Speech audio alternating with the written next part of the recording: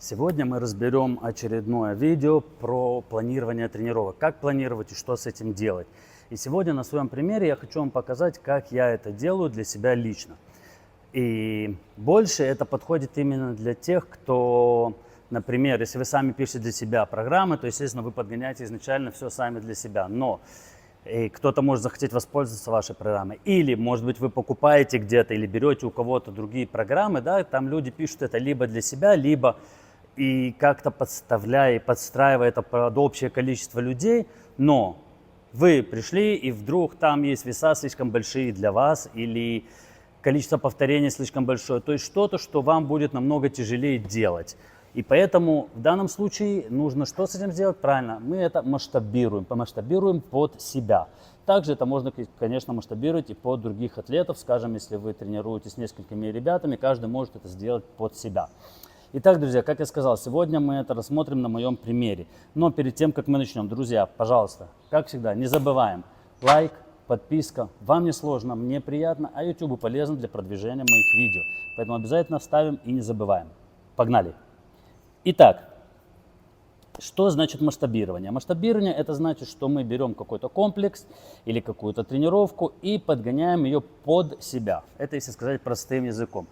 То есть мы изменяем там веса, количество повторений, количество, может быть, сетов, расстояние в беге, что-то, чтобы мы могли сделать эту тренировку таким образом, чтобы ее отклик, который должен быть после этой тренировки, был максимальный для нас. Окей? Ну или для каждого из вас. То есть, если мы знаем, что у нас сегодня есть, там, грубо говоря, делать дедлифт с весами по 150 килограмм, а у нас максимум это 160 килограмм, и мы можем сделать эти 150 килограмм, вместо сделать там 5 подходов, грубо говоря, да, 5 подходов по 3, мы можем сделать с ним только 5 подходов по одному и замучиться еще больше, чем сделав 5 по 3, то это как бы, ну, это не тренировка, это не то, да, то есть мы совсем уже в другое упираемся чуть-чуть. Что мы делаем? Правильно, мы берем этот вес и подгоняем его под себя. То есть мы делаем его таким, который при 5 сетах в 3 повторениях будет нам оптимально для нашей тренировки и даст нам тот стимул и нашим мышцам, который он должен дать, а не просто попробовать там потягать и сдохнуть, да? Вот. Это такой совсем грубый пример, но он есть. Друзья, я как-то нарвался на одну статью. Тренер с Канады, с Оттавы, они у себя в зале там, в CrossFit Ottawa, пытались как-то вот играться с этими масштабированиями и пришли к очень интересному результату. Они взяли за основу таблицу Прилепина. Да, те, кто не знают, можете погуглить, посмотреть это. То есть Прилепин в свое время сделал таблицу, что при определенном количестве нагрузки у вас есть определенное количество повторений, есть определенное количество оптимальных повторений при этой нагрузке. Да? То есть и с этим вы можете играться. То есть если нагрузка выше, естественно, количество повторений будет меньше. И он создал такую таблицу, можете найти, она есть в открытом доступе в интернете и посмотреть. Они на основе этого также создали вот такое масштабирование и для кроссфит-атлетов. Но они там чуть-чуть изменили, так как Прилепин, в общем-то, создавал это больше, по-моему, для тяжелоатлетов. То там как бы есть, да, есть количество сетов, есть количество повторений. В кроссфите не всегда есть количество сетов, есть метконы, где у тебя как бы по большому счету есть сеты, да, но если это там 20 минут работы, ты можешь даже не знать, сколько там сетов у вас есть. И даже если ты знаешь, сколько у вас там кругов есть, все равно это не совсем вот сеты, которые ты можешь прийти и сделать. Ты знаешь, что есть 3 сета по 6 повторений. Это все равно чуть-чуть другое, потому что плюс у тебя есть еще там дополнительная нагрузка, там может быть еще какие-то движения. То есть здесь мы уже заходим в чуть-чуть более такую сложную ситуацию, потому что кроме поднятия тяжести у нас еще какая-то дополнительная нагрузка. Вот.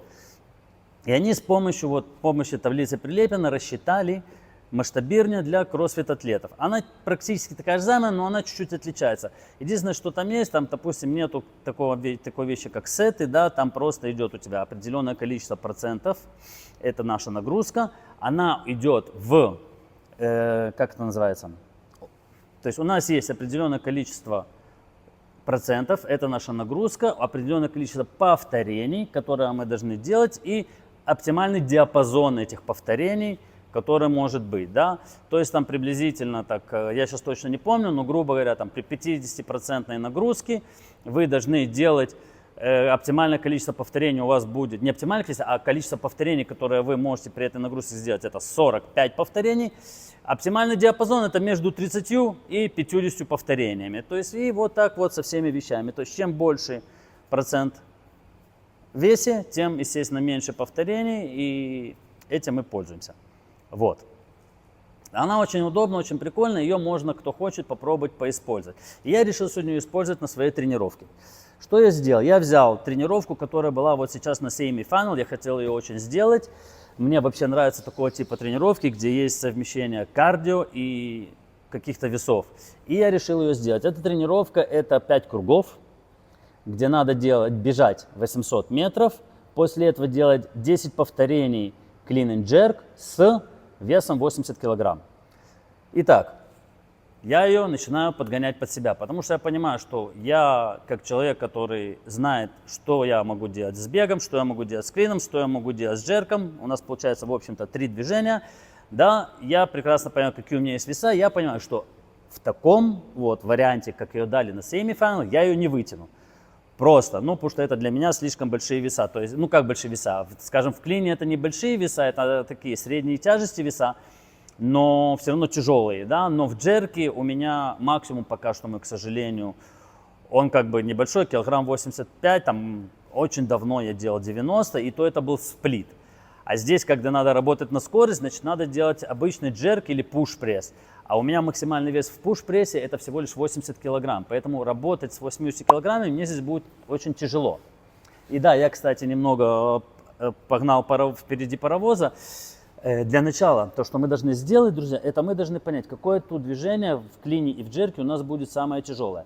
Самое тяжелое движение в данном случае это джерк. Почему? Потому что клин, движение само как клин, оно намного мощнее, и в нем мы можем поднять больше веса. В джерке работают, в общем-то, только немного отталкивания ногами и тазом, и в основном работа руками. Естественно, мышц работает меньше, мышцы работают более маленькие, и в этом, естественно, толкнуть вес здесь такой же, как и в клине, будет нам тяжелее.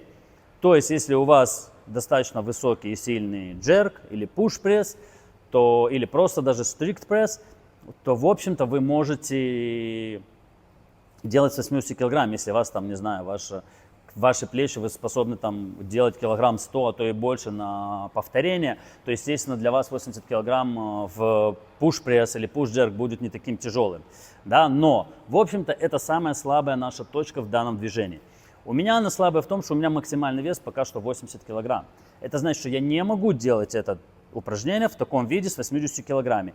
То есть я должен уже опускаться меньше. Теперь я знаю, что 60 килограмм для меня будет достаточно нормально. Это будет не очень тяжело, не очень легко, это будет такой средний уровень. И я могу сделать это 60 килограммами. То есть клин, тут уже 60 килограмм получается достаточно легкий. Вот. А джерк будет чуть-чуть напряжно, но 60 килограмм нормально смогу сделать. Это первое. Второе. Если мы возвращаемся на секундочку вот к той таблице, мы смотрим, что у меня здесь получается 5 кругов. В каждом круге надо сделать 10 повторений, то есть все вместе у меня выходит 50 повторений на джерке. И если мы смотрим 50 повторений на джерке, то это вот по этой таблице попадает в оптимальный вариант как раз вот 45-50%. Когда мы берем 50%, это получается 40 килограмм. 40 килограмм, я вам скажу так, что это будет слишком легко для меня. Потому что 40 килограмм джерки, ну это реально будет легко, и я думаю, что это, ну, как сказать, ну это будет слишком легко. Поэтому я не хочу брать такой легкий вес. И если я беру, как я сказал раньше, 60 килограмм, то я понимаю, что в какой-то момент мне может чуть-чуть нагрузиться, чуть-чуть быть сложновато, особенно вот под конец. И может быть, я из-за этого начну замедляться. Поэтому я тут пойду, так сказать, серединку на половинку. Я возьму 50 килограмм. Я буду делать clean and jerk с 50 килограммами. Учитывая, что тут есть достаточно много повторений, будет неплохо. Окей? То есть мы можем использовать таблицу, плюс мы берем то, что мы в состоянии сделать, подходим к этому логически, не бежим впереди паровоза, не раздуваем наше эго, как очень многие ребята любят это делать. Я могу все, а через 2 минуты начинают опускать веса, потому что понимают, что вы прыгнули выше пупика, окей, и мы берем средний вес. Я попробую с 50 килограммами. Я даже скажу больше.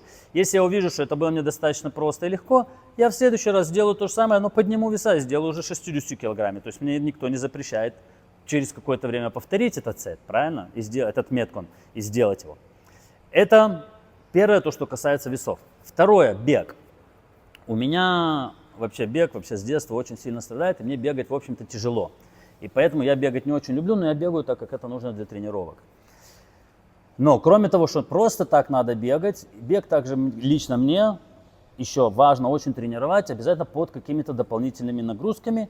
В данном случае у нас есть clean and jerk. Да? Почему? Потому что если ты просто бегаешь и тренируешь бег, это хорошо. Но если у тебя бег и так хромает, а даже если он и не хромает, но ты не тренируешь его с дополнительными нагрузками, если у тебя вдруг попадается где-то эта дополнительная нагрузка, тут же все начинает сыпаться, потому что тело не привыкло, или как тренировку, ты никогда это не делал, ты не привык это делать, тело начинает сыпаться, потому что вдруг вы что-то еще добавили, а оно к этому непривычно.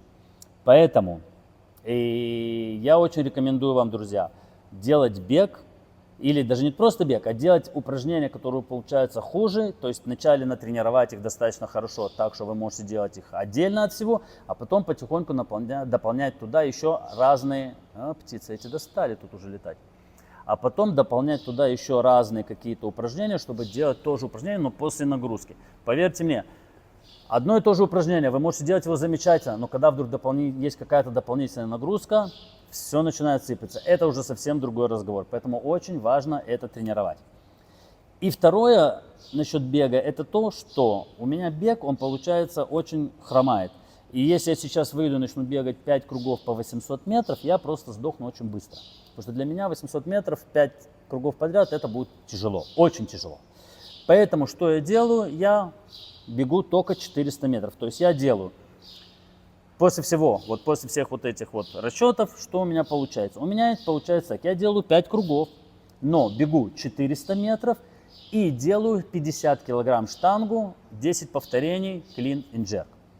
Окей? Я думаю, что как на первый раз, для начала это должно быть достаточно хорошо для меня, учитывая, как я сказал раньше, что бег у меня действительно очень тяжелый. И я думаю, что уже после второго, максимум, может быть, даже третьего круга мне уже будет совсем тяжко после бега что-то делать. Будет тяжело и бежать, и после него что-то делать. Но посмотрим, как пойдет. Поэтому, друзья, обязательно, если вы где-то берете тренировки, а не строите их лично под себя, обязательно пользуйтесь масштабированием. Подгоняйте тренировку под себя так, чтобы она давала вам максимальный отклик. Потому что любая тренировка, которую вы делаете, она должна дать какой-то отклик вашему телу. Это может быть, что вы становитесь более выносливы, или у вас сердечно-сосудистая система становится лучше работает, да? Или вы становитесь более сильны, или вы становитесь более быстры. То есть любая тренировка дает вам какой-то отклик. Ее не просто так строят и не просто так пишут. И если вы пришли, взяли какую-то тренировку где-то у кого-то и просто взяли и сделали ее, как она была написана, а ваше тело, ваши мышцы к этому не готовы, вы просто взяли и все испортили, честно. Это просто будет испорчено. Не, вы, конечно, там попотеете, у вас потом неделю будет все болеть. И если эта тренировка не дала тот отклик, который нужно, то вы просто потратили время просто так. Это мое личное мнение. Да, может быть, вы там попотели, ушатались, вам тяжело, у вас неделю, как я сказал, будут болеть мышцы, но ничего хорошего все равно это вам не даст. И даже если вы там, грубо говоря, стали чуть сильнее от этого, да, или там мышцы чуть поработали, это все равно не то, что реально должна была дать эта тренировка. Ну что, народ, на этом я буду завязывать. Я перехожу к тренировке, смотрим, что у меня из этого всего получится. Погнали!